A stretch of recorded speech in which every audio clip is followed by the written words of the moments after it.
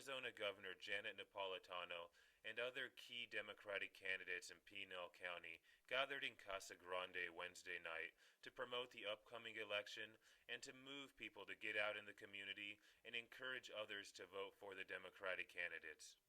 I really look forward to representing you again and to work on policy. And when you want to work on policy, you have to do it legislatively. And right now is the time, we're facing all these challenges, that it's the time for a steady hand and an experienced hand. And that's what we have with this legislative ticket. We have experience going back to the legislature to work for you on the issues. We are going to face these issues. We are not going to run away from them like the other party or sling mud.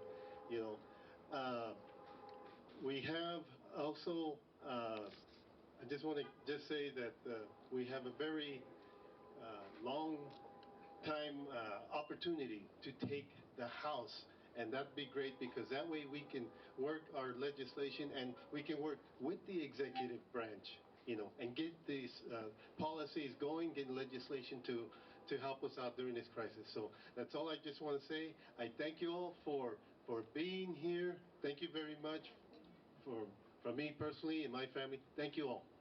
As was mentioned, this is a key opportunity for us across Pinal County to ensure that we maintain our good Democratic representation and to also make sure that we take our CD1 seat back from Mr. Renzi and put it in the hands of Ann. Your TV at night because you know it's going to be more bad news? Yeah. Are you tired of struggling to meet your budget and make ends meet? Yeah. Do we want change in Washington? Yeah. Do we want change in the state of Arizona? Yeah. Yes. Are we going to elect Barb McGuire? Yeah. Yes. Are we going to elect Senator Rios? Where are you? Yes. And are we going to have a Democrat legislature? Yes. So that we can help our great governor. Think of this. Wouldn't it be great? I mean, she's been a fantastic governor, the best governor we've ever had.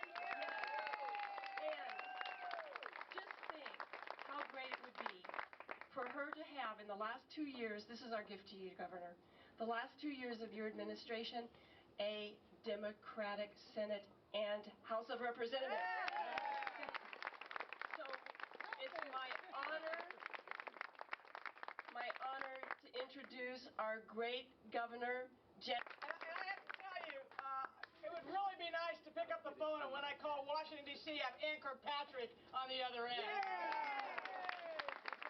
Because, unfortunately, this district, with Rick Renzi as the incumbent, you really haven't had a representative in Congress these last years. He resigned from all the committees, which is where all the real work is done. He keeps drawing his full pay. Must be nice. I think he's using it to pay for his defense lawyers. I don't know, but in any event, it really has been an unfair situation. And Ann is of the district. She has represented northern Arizona. She has an office here. She's really gotten to become very intimately familiar with Pinal County and the issues here. And she has just a lot of experience and judgment. And we need some experience and judgment in Washington, D.C. now as our nation goes through these tumultuous times.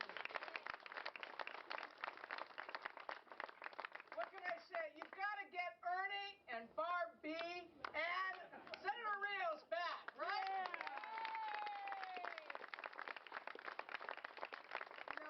I've been, the economic downturn really began with housing, so we experienced it here first in Arizona. And it's hard. And families are now really worried. They're worried about their pension security. They're worried about their job security. They're worried about, what's going to happen. The future seems a little bit uncertain. Now, I believe in the future of Arizona. I believe we have a very, very bright future. But to get there, we've got to make good decisions now.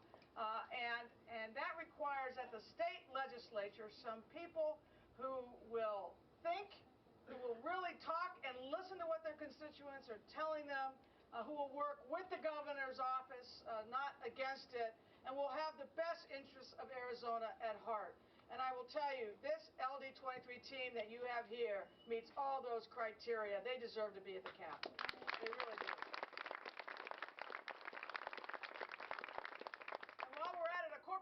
commission that understands that we all pay rates and that needs to be consumer friendly. We need that as well. So let's get them in. Now, one of the things that you're going to do as you walk and you canvass is voter speak for walking and knocking on doors. But that's the way these races ultimately are won. Because, you know, at the top of the ballot, you're going to have the presidential race. That gets a lot of media attention, you know, and then you're going to have some initiatives and some other things. But you have to go fairly far down the ballot to get to the state legislature, the corporation commission, the county attorney. And those offices really affect people's lives. You know, do you pay your power bill every month? Thank the corporation commission. They police that. Do you want a legislature that's going to support investment in education and make sure that we provide a lot of opportunity for Arizonans even as we tighten our belts now? Then you've got to vote for Rebecca and Barbie and for Ernie. I mean, these things are the things that you can communicate door to door, phone call by phone call. Now, this county is a great county. I mean, this county is the most rapidly growing county still in Arizona. Since the 2006 election, this county has added 30,000 registered voters. Wow. Let me say it again, 30,000. We need to talk to each one of those new voters. Why? Because they haven't voted before. You know, they haven't voted for Barbie before. They haven't voted for Rebecca before. They haven't voted for Ernie before. So they really need, they need to feel our love. And they need to know that we want to talk with them about what's concerning them and what matters to them. So we have a lot of potential in this county, but it will directly impact what we do at the state level and with Ann's election at the national level as well. Oh, and by the way, while we're walking and talking, let's do some walking and talking for Barack Obama, shall we? Yeah! You know, how many of you saw the debate whatever it was what they call that, a town hall or something? Oh, please. Anyway, you know, I really thought that Obama, you know, you can almost see the metamorphosis before your eyes, from candidate to really looking at assuming the office. And we're going to have to work hard to get him there. This is an awfully tough and tight election. You know, really thinking about the whole bucket full of problems that are going to be left by the current administration. And if there's ever a better illustration about why we need change in Washington, D.C., all you need to do is pick up the paper every morning and you'll read about it. And all you have to do is look at your 401k statement, or as I joked with somebody earlier today, it really looks like a 101k statement right now, sad but true. So let's talk to people about Obama. Now, I know McCain is from here and he's running for president too. But I'll tell you this, just compare and contrast. And the plain fact of the matter is that John McCain has been part and parcel of the philosophy of government that has led to this debacle on Wall Street. And he's been responsible. He doesn't want to say that, but the voting record speaks for itself. And Obama is a chance to really begin to turn things around and focus government where it's supposed to be focused, on what is in the best interest for all of us, not just for a few. Not just for a few. So we've got a great ticket up and down. We got a lot of work to do.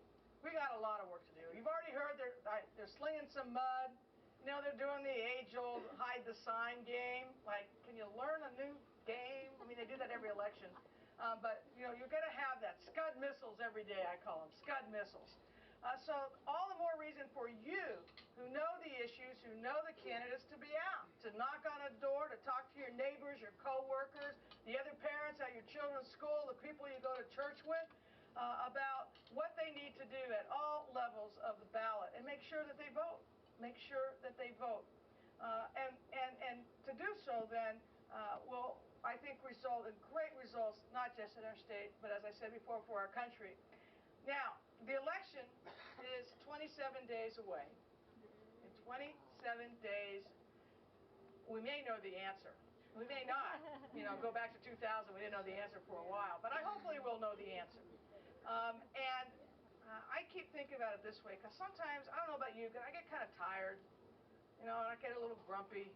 And, you know, I'd kind of like to stay home and watch TV or hang out or something. that's when you really need to dig down deep and say, you know what, I can do 10 more calls. I can knock on 5 more doors.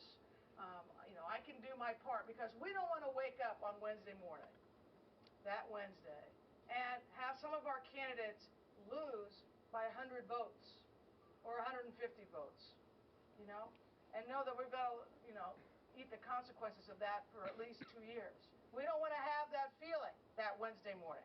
What we want to feel that Wednesday morning is that each of us did everything we humanly could to get our candidates elected, and to really look forward to Inauguration Day in January. Yeah! That's the way we want to feel. So, you've got a great organization, you've got great candidates, you've got a great turnout here tonight. Go get them. Thank you.